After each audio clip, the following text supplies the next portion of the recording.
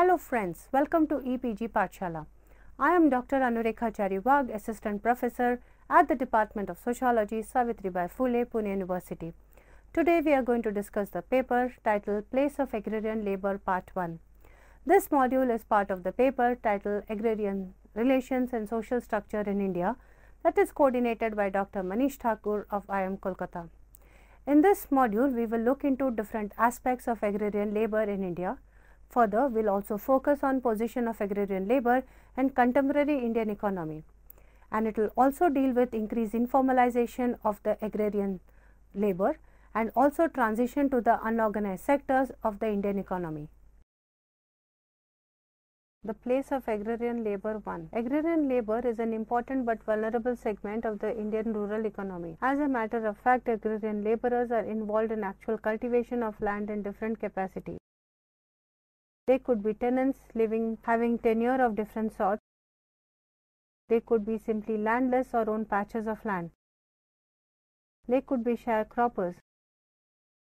What distinguishes them is their contribution of labour power to everyday agricultural operations, whatever be their relationship with land. In general, they earn their daily bread with the aid of poorly paid, unskilled, intermittent work, which due to the considerable physical effort involved is considered of low standing. Approximately 27% to 30% of the working class is agrarian labourer, and this category does not include cultivators and farmers. Agrarian labour is a heterogeneous social category and not exclusively an economic class depending upon wages alone.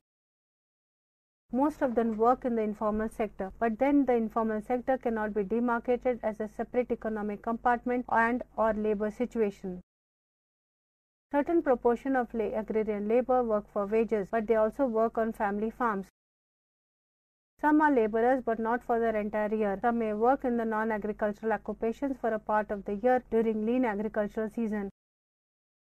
And then there are some who work as labourers because their own land is too small and cultivating and it does not suffice their needs. Traditionally, agricultural labourers have been in the employment of the bigger land owners. This was not a simple employment setup but one that extended beyond mere economic relationship. There used to be a firm and intimate bonds between the household of landlords and the labourers, which often continued from generation to generation. In sociological literature, this sort of relationship has been designated as a patron-client relationship. But with the passage of time, the bonds of patronage have disappeared. As a result, the agrarian labourers face greater degree of economic insecurity and vulnerabilities now than in the past. At the same time, they enjoy greater degree of freedom as well as they are not bound by any longer to work for their village masters. They can migrate to other places for work and livelihood if they so desire. Besides being landless, agrarian labour usually lack any form of economic asset. In case of such landless labourer needed money, they would not have anything else besides their own labour to mortgage. Marriage, sickness, drought, death and certain other economic contingency coerce these labourers to enter into a vicious cycle of perpetual indebtedness. Not only the labourer but his entire family would get entrapped into this dependency relation which was neither equal nor mutual. Consequently, forms of bonded labour situation arise. Bonded labourer work on the land, his wife and children help with domestic chores and look after the cattle. Landless labourers are often involved in small cottage industries and supplementary industries like dairy, weaving, collection of fuel, wood, etc. There are certain common lands in every village where cattle can graze and the local populace extracts their utility requirements from there, like grass for cattle feeding, bamboo for building huts and animal sheds, basket making, etc. Privatization of common property resources like grasslands have been extensive in rural India.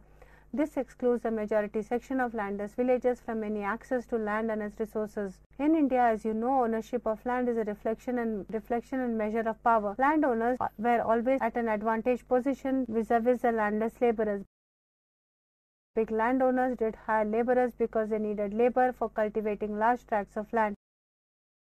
Other major reason for this relationship was that the servile labour added to the status and power of the landowner and allowed him a life of leisure and visible privilege. Perpetuation of such relationship between landless and the landed gave rise to a form of bonded labor in a semi-feudal agrarian economy. Pure run of the rural agrarian structure arising from such exploitative relations marginalized the landless. However, the relationship between the landowner and his laborers was not casual. The laborer was given the bare minimum to survive, but his survival was one of the duties of the landowner. Even if the landowners did not care for the overall well-being of the laborers, they were definitely interested in the reproduction of labor. Some people feel that there was a certain amount of loyalty, trust, and faith that informed the mutuality of this type of relationship. This is not to say that the existing agrarian structure was egalitarian. However, with the advent of industrialization, the ties between the landowner and the laborer started weakening. Social intercourse with the laborers got reduced to an absolute minimum. Agrarian laborers started getting employed on contractual basis. A type of casualness and informality seeped into the commitment-based relationship between the landowner and the laborer. Laborers became more and more mobile, and the female counterparts got lesser opportunities to work as agricultural help. Instead, they were forced to take up menial and unskilled jobs. As agrarian labor worked in the informal sector, they were mostly denied basic social securities which were available to the workers in formal and unorganized sectors. The agrarian labor faces general neglect and occupies bottom rungs in the Indian rural agrarian structure. The lack of skill and training leads them to limited alternative employment opportunities for them. The seasonal unemployment is a lot of the agrarian labor. In this module, we shall consider only landless agricultural laborers and not the small cultivators, negligible land holdings. We shall delve deeper into the social and economic existence of this footloose labor in the changing Indian agrarian rural structure. We will also briefly discuss the interlinkages between technology, caste, gender, land, and labor. In the process, we will bring to your attention the uneven agrarian transformation of the Indian economy, and then we shall look at the role played by caste and religion in shaping the life and livelihood of footloose labor. In the subsequent part, we shall look at gender implications of the casualization of labor. Agrarian structure. Rural agrarian economy is characterized by irregular employment, underemployment, and low wages. These incidences of distorted employment are produced as there is surplus labor in the economy. Jonathan Parry, in his book The Worlds of Indian Industrial Labor, posits that the particular trajectory of Indian industrial development in India is responsible for worsening condition of the agrarian labor. Presence of unskilled surplus labor is a problem for most economies which are transforming from an agrarian economy to an industrial economy. The condition is worsened in India as the transformation is not smooth. Ideally, the transformation should be coupled with substantial migration of labor from agriculture to industry. The industrial sector should be capable of accommodating surplus labor from agriculture. Indian agrarian structure and the varied roles played by the labor is quite distinct from the other developed countries. Whilst the developed countries were developing, there was a considerable amount of class consciousness among the Indian labor. Indian labor lacked this class consciousness of the Western type. Instead, linkages of caste and kinship drive the organization of the agrarian labor. The study of agrarian labor needs to take this account into themes like kinship and religion, as these have a bearing on how labor sees and organizes itself in the contemporary economy. Social stratification on the lines of caste and religion play a vital role in deciding the life and livelihood conditions of agrarian labor. Jyotka stresses the need to give due consideration to the different ways in which people themselves get represented in the hierarchies while analyzing the system of socio-economic stratification. Long-term commitment is a prominent feature of Indian social structure. It transcends beyond the divisions of rural, urban, or the informal, formal. It has been proven empirically that those migrant workers who have managed to get employment in industry continued with the job. Their wages were higher than in agriculture, and that is why they seldom left their job. They have a feeling of lifelong commitment towards industrial job also. They try to replicate the rural attitudes and social relations in urban settings. Bhumik contends that labor in developing countries had strong attachment to agriculture and was embedded in social institutions that were particularistic rather than universalistic. Modernization theorists believe that Indian agrarian society would follow the development trajectory of the West, but that was not to be. Feudalism and capitalism of the West are different from India. Thus, Western conceptual models for understanding agrarian labor cannot be applied to the India lock, stock and barrel. For instance, there is a thickening nexus between caste structure and agrarian relationships in India, and this should be accounted for while adopting any imported conceptual model. We all know that land is the most pivotal part of the agrarian life and economy.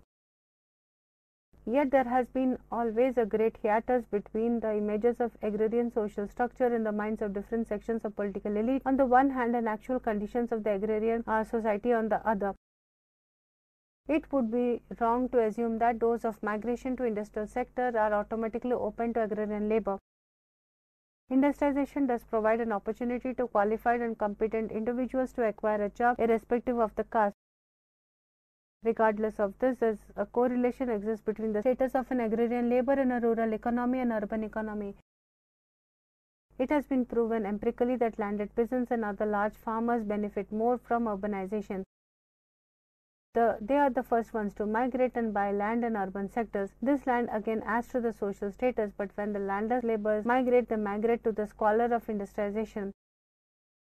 Bhumik ensures that the largest chunk of urban informal sector, 2/3, is self-employed. This includes domestic workers, and each of them may have several employees. Home-based workers whose main employer may not be known as they operate through contractors and subcontractors, and street vendors who may not have any employer. The role of the state is of considerable importance in the Indian context. After independence, the state was a major player in the building of the nation-state. The economic planners and policy makers were quite concerned about the place of the agrarian labor in the new economy. They primarily looked at agrarian labor as the most marginalized section of the society, which is characteristically landless and works as agricultural labor in others' farms. The Planning Commission deliberated on securing full employment and proper living conditions for the rural communities, especially the agrarian labor.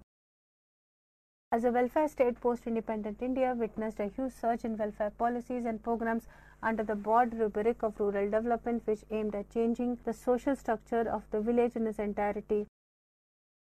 Admittedly, some of these programs were directly meant for the welfare and uplift of the agrarian labor. So far, we have talked of agrarian labor in general neutral terms. Now we know that it is the women workers who are more marginalized sections of this already relegated section of agrarian hierarchy. It is time we devoted adequate attention to the female agrarian labor and their place in the rural agrarian structure. The processes of agrarian change has also brought about changes in the life and livelihood of the female labor, and traditionally only men migrated, but the changing circumstances have forced the females also to migrate and join the ranks of reserve army of casual labor in urban and rural India. To reiterate, land is a vital element of agrarian structure, and macro level processes like industrialization and urbanization very often lead to dispossession of a huge section of farmers. However, big farmers often have alternative survival methods, but small and marginal farmers get crushed. Dispossession from land is not as simple as taking away an economic factor from people as mere deprivation from livelihood and means of production. It is something more. It is disrupting life, lifestyle, relationship, and socio-cultural identity. For generations, people have not known any other way of existing and being in the world. A considerable proportion of land belonging to the farmers and tribals is not their own earning but their inherited property. For a majority of farmers and tribals, land is one of the most important assets and sometimes only asset that they have. It is undisputed that exists an emotional bonding between the farmer and the land. But more importantly, land is a source of employment and livelihood to the farmer. Land does not give him a high quality of life, but it helps him to eke out a living and somewhat makes him food assured. A farmer does not become jobless as long as he has some access to land. In difficult times, farmers can fall back on the land and it constitutes a security. Alienation from land means thrown into new kinds of unknown certainties and risks. Thus, land is a representation of socio-cultural and economic identity and also is a source of financial security and otherwise. If we go by this understanding of agrarian structure, we can adequately appreciate the precarious place of agrarian labor in the countryside. To be without land and the labor power alone, agrarian labor is subject to multiple vulnerabilities, gender complexities. As we have talked about, it is a characteristic of the traditional agrarian social structure that an agrarian laborer would serve as a landowner along with his entire family. Female members also constitute the group of the agrarian labor and perform menial jobs. This includes serving as domestic help, maid servant, babysitter, and doing small odd jobs at the landowner's house. Besides the pull factor in the urban sector, the push factor for migration in the rural economy is a major factor for forced migration. As the demand for agricultural wage labor has not kept in pace with the growing number of households dependent on this source of income, women are compelled to migrate along with the men of the family. As this agrarian structure weakened with the advent of industrialization and consequent formalization of labor, it was no longer imperative for female laborers to work with their employer farmers. They too moved out of the farmers' bondage. Once freed from the farmers' homestead, the female laborers also migrated to industrial sector to work as unskilled workers.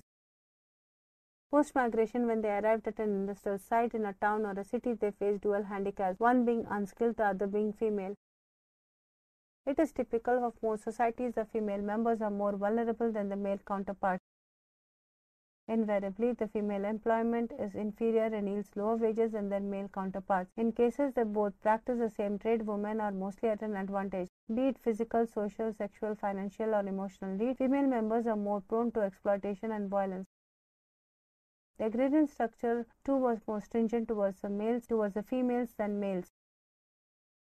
Breman argues that unskilled labor is the most vulnerable social class in low-income countries, and women even more so than men. It is not the push factor of the rural economy alone that is responsible for the migration of female laborers. Rural economy is an inherent bondage system existing in a social structure, but negating it is the pull of the urban sector.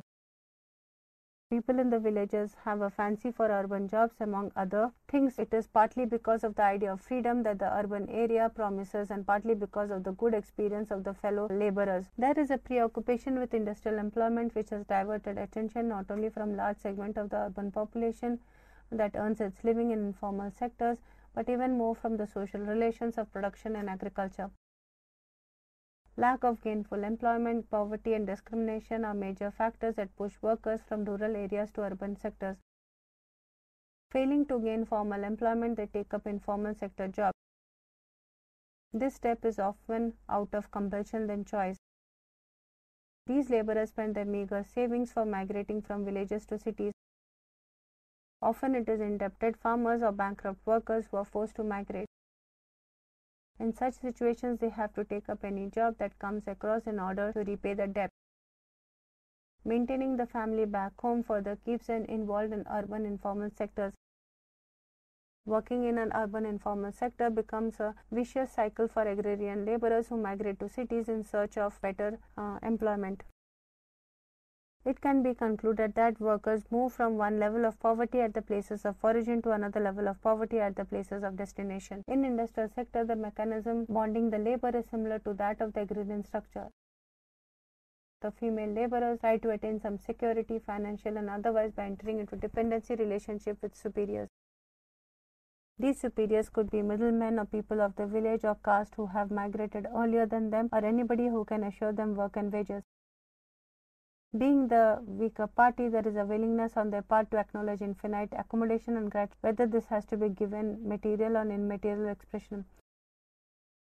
It is to be noted here that the relationship between the creditor employer and the informal female footloose labor is not simple. Along with low wages, irregular employment, stringent work conditions, the female footloose labor is also bound to supply labor to the employer as and when required. Many a times this involves displacement and relocation. The incidence of debt bondage is widespread in the informal sector economy, particularly among the female migrant workers equipped with social identity, which makes them vulnerable to exploitation and discrimination from the better endowed caste and classes. Construction is one of the major sectors where laborers are employed. As the construction site changes, the employee moves along with his herd of footloose laborers. These female informal laborers do not have a choice if they want to migrate or not. Migration becomes an obligation on their part. Migration does not only affect the male members, other members of the household or a wider circle of equals have to be mobilized. To understand the exploitation and marginalization of female laborers, it is necessary to acknowledge the social and familial role they play. Being a woman, motherhood is forced upon them as a biological and natural obligation. Unskilled female laborers are typically illiterate and they do not have access to family planning methods. Even if the provisions for the same are available, the inhibitions do not allow them access it. The prevalent norms of patriarchy inhibit them from talking about their body and their physical needs. As new migrants, they hardly have requisite resources to access reproductive health care. Back in the villages, by experience and through kinship support, she would know certain things and may have access to poor quality medical facilities available there. In villages, accessing medical help becomes relatively easier as there is somebody to escort them when needed. However, in urban areas, it is difficult for marginalized women to get help if they need. However, it cannot be said with certainty that reproductive health of rural women is better in villages than in cities. What I am arguing is that in the rural social structure, this biological aspect of woman is accepted and there is social mechanism to help her sail through this challenging phase of life. A female rural laborer will not lose her job at the employed farmer's house if she is pregnant. She would be taken care of. This would be part of the social system. Post-parturition, she can easily resume her duties. Pregnancy seldom becomes a reason for layoff in rural societies. While working as an urban informal laborer, females may take many more leave than the male counterparts as they fulfill their reproductive roles. This is because of the extended maternity leave taken by them. This further pushes them into informal sectors which have less rigid hiring rules as compared to formal industrial sector. It has been argued that a steady expansion of the industrial sector brought a fall rather than a rise in the percentage of the female factory workers. As factories have formal and hiring rules, women laborers find it difficult to gain employment and once hired to continue. There is hardly any provision for maternity leaves when it comes to hiring of unskilled or semi-skilled laborers. They are hired and fired as per need. No formal hiring contract includes maternity leave for physical laborers in industries. As a consequence, there is a swelling in the proportion of females in the informal sector in urban areas. There are several other reasons for the presence of female laborers in informal sectors and formal ones. Education and training is the primary reason. Female footloose laborers mostly lack the required skill for formal sector employment. Lack of education disqualifies them from getting regular formal employment and they are forced to accept informal jobs. Another reason which leads to exploitation of female laborers is an inherent nature to endure injustice. Socialized to be submissive in the parental house, they bring these values to the marital homes. It can be said that it is often at this juncture that women face the largest proportion of exploitation. They are not spared from any form of violence, be it physical, emotional, or sexual. In villages, as a part of their socialization, women are trained to become more forgiving, less self-seeking, passive and submissive. Quietly following the orders of the husband and the in-laws is considered the virtue in most of the household. Migration and subsequent employment in informal sector becomes doubly risky and exploitative for women. It may only add to the female laborers' experience of violence and injustice. Often the female agrarian laborers try to bear the gross violence of their human rights to a considerable extent. Occasionally they take recourse to protest and there is a general belief that employers exploit women laborers more than the male counterparts. As women are steadier and more frugal as well as less egoistic in dealing with lower earnings they have to make for longer hours of work disadvantage. This is in fact a division of labor on the lines of patriarchal convention and not based on egalitarian gender principles. Women are socialized to play a certain role and it is not their natural self, but they grow up to believe that it is natural for them to be in a particular way. Exposed to a family-based employment system in rural homes, they imitate the same role play in cities. They are used to working as housemates and babysitters, and each of which requires them to submit to the landowner's female family members. The tradition to submit continues as they think submitting to employers is a normal behavior expected of them. In many cases, the employers have used widespread employment of women as a means of keeping the wages depressed. Being a woman is like a double jeopardy. They are condemned to perpetual mobility in the search for work both within and between sectors and between modes of employment. In India, the belief that a woman is less productive than a man is quite widespread. It is not limited to marginalized footloose laborers and informal sector workers alone. It is equally prevalent in the corporate world. It is called the glass ceiling, that is, a level in institutional hierarchy beyond which women employees do not get promoted. It is unseen but at the same time unbreakable. The rationale for which it is stated as a natural tendency of females to be emotional and lacking leadership skills. Irrespective of the qualifications and achievements, there is a glass ceiling for females in corporate institutions. So we can imagine the exclusion and demotion that the uneducated and meek female laborers might face in the informal sector. Typically, the working conditions of informal sectors are hazardous for the health of the workers. When there is a larger representation of females in the informal labor force, it has serious adverse effects on their health. As they perform their reproductive roles, the unhealthy environment also impacts the unborn and neonate. This leads to a vicious cycle. Children born out of unhealthy mothers face a higher risk of medical complications. The vulnerability faced by women of reproductive age is inherited by the children. These women coming from poor families do not get enough nutrition for maintaining their healthy bodies. It is often the male members of the family who eat first and the best food available. This was an ancient practice. Men were fed first and better, and they were expected to work out in the fields, whereas women did the less laborious household chores. But this has changed over time as more and more females are joining the workforce. Their nutritional requirements are similar to males. Nonetheless, there is no provision for accommodating these changing needs of female laborers. They continue to get less than the required amount of nutrition, partly because of poverty and partly because of patriarchal Indian social structure. It is relevant to discuss here that the taboo that is associated with the use of any form of family planning methods in rural as well as urban neighborhoods. It is mostly women who are responsible to adopt family planning measures. Men seldom worry about that. Pregnancy is mostly treated as the female's responsibility. Whether to have a child or not is a man's prerogative, but the burden of using contraceptives is on females.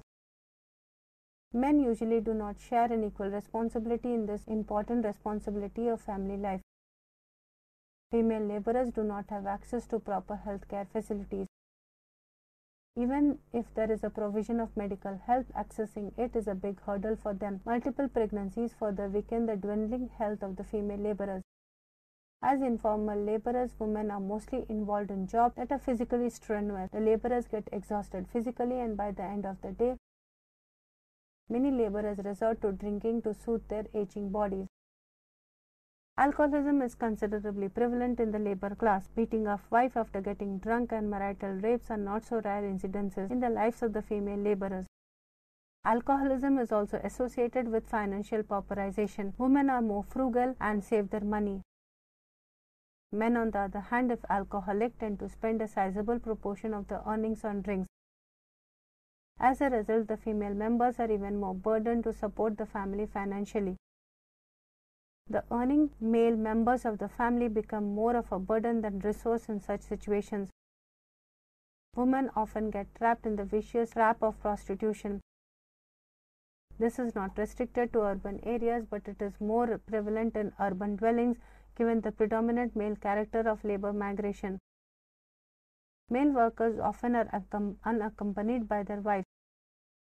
Male laborers who are young and coming of age also constitute a sizable proportion of laborers. For these men, satisfying the sexual urge is just a need, and they are not looking for long-term commitment. It is women from the same socioeconomic background who play this role. Such women can be local or migrant, but they find it easier to earn a livelihood by selling their bodies, as other form of work employment is difficult to come by. Many women involved in the flesh trade have often been brought to the cities under the pretext of providing employment, but deceived and pushed into the flesh trade. The situation of women is far more vulnerable as they get employed for a certain peak years of their life, and once they age, they become unemployed. They are often pushed into dire poverty and in disease conditions which further compound their misery. In conclusion, students, we could see that the important issues that were discussed in the module were place of agrarian labor in terms of their economic vulnerability and increased social insecurity. Further, we also looked into the world of agrarian labor, which is perceived more in terms of vulnerability and marginalization. Further, we have also could see there is an increase in terms of rural and agrarian kind of distress. And lastly, we will also look into how there has been a depletion of livelihood opportunities for the agrarian labor, which is pushing them into increased precariousness and also pushing them into the larger urban informal economy in India. Thank you.